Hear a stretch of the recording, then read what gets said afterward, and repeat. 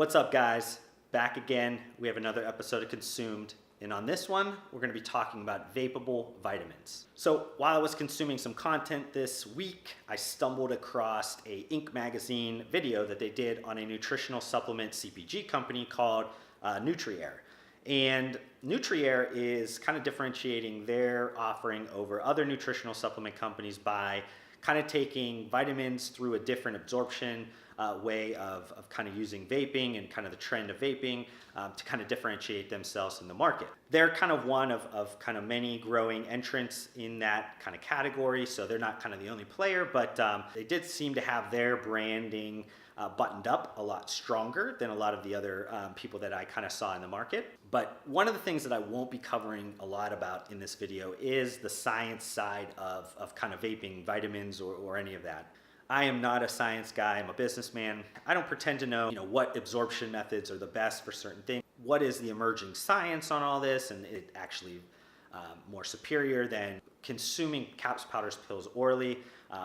If you are one of those people that is really in tune with what's going on from a science perspective and you have some really good articles, make sure you guys do comment below. I'm sure some of my following would enjoy kind of reading some of that. To kind of jump into some of the business side of things on just this trend and what's going on, kind of the more macro industry of this, of just vaping, e-cigarettes, kind of how fast things are growing in that industry. So most of this industry's growth is kind of on the back of younger millennials and kind of older generation Z buyers. And this growth is kind of getting perpetuated from the popularity these products are getting from kind of social media use and kind of the cool effect of them through the use of social media. If you guys do some quick social media searches and kind of look around, you just see a ton of people using using e-cigarettes or vaping devices. And this vaping market is actually growing at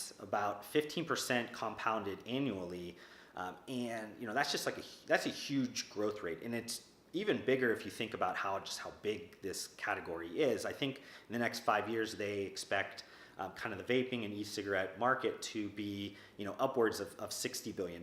So these aren't like small numbers that are kind of growing annually. And the leading company behind this whole trend is Schall Labs. And Schall Labs makes a product called Schall. If you guys take a look at Schall, it's it uses very like Apple-esque design, minimalist design, sexy, sleek kind of look to it that is appealing to both genders. It's very small, and it's just one of those things where it just kind of fits a lot of like product design trends that is really gaining a lot of attention from like these younger consumers. The market cap of Schall at this point I think is somewhere around $15 billion. They actually have about 68% of the market, and if you guys read some of the kind of the talk through the investment community and everything, like they're definitely the darling of the kind of the vaping world, and they're the one that gets a lot of attention from different investors. And Schall Labs actually is an extremely profitable business, and this is just like categorically there's an extremely high margin business here because you're not making much probably on the device side of things unless you're getting up to like major numbers, but they have these elements of pods or cartridges that are also sold, and those are extremely high margin. And with like a Schall being so popular and the way that the design to the devices, they actually have kind of created an ecosystem where people have to buy their cartridges, which are very high margin. So they're working off of just a crazy high margin because their product mix of sales is about 50-50.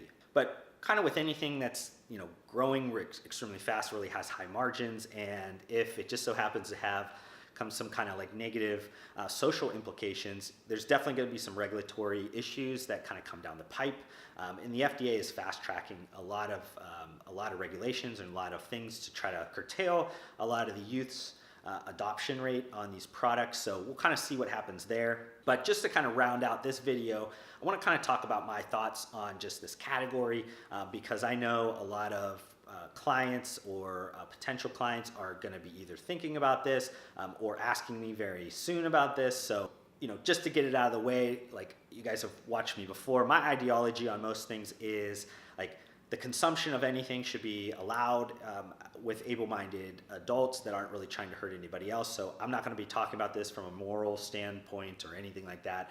I don't like smoking. I've talked about that before, but that has nothing to do with my thoughts on this category. Just to kind of get into like viability of this market, short term, I think there's probably a lot of money to be made as long as the science does not kind of come out very quickly that these things are completely bunk.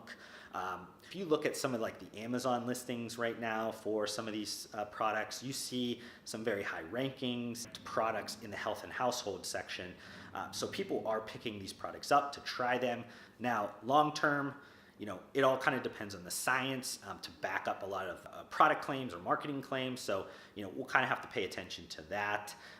From a standpoint of like production costs or manufacturing costs, I'm not exactly sure on the device side, like what's the best play on that. I'm sure, over from private label in China or something like that, I'm sure you could probably figure that out. I'm not sure exactly the flexibility on designs or what looks good, or should you be device agnostic, or should you have everybody within an ecosystem? I guess that depends on what your how long you want to be in this product category. The benefit of somebody like Juul that built a really good sleek device, they kind of have an ecosystem that you have to buy their pods, so they have kind of the yin and the yang of this product category. But if you're not going to be in this product category very long, you might just want to look at are you able to either just get pods that fit into a Juul or some other very popular device, or can you create some very cheap device that would work for the type of product that you want. You could kind of go in a bunch of different directions with that. It just kind of depends on a lot of the variables that you're looking at. I think it's definitely an area that could potentially see some strong business. Is this going to be a massive category?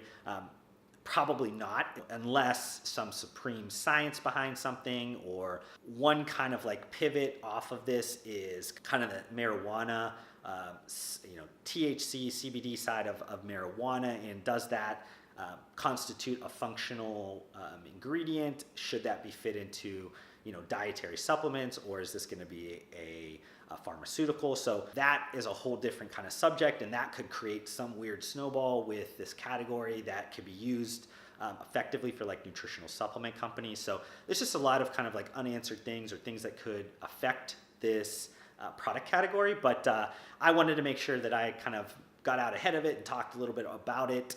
I thought this kind of growth in this category was pretty interesting, and it was one that I haven't seen much press about it in kind of traditional media until I saw that Inc.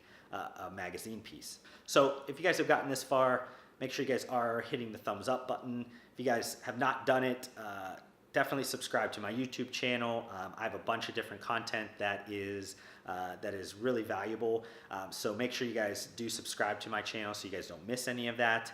But I put all this content out to give value to you and your business. So all I ask in return is if you could tell a friend or a colleague to grow this community a little bit bigger, a little bit stronger. That's kind of all I ask.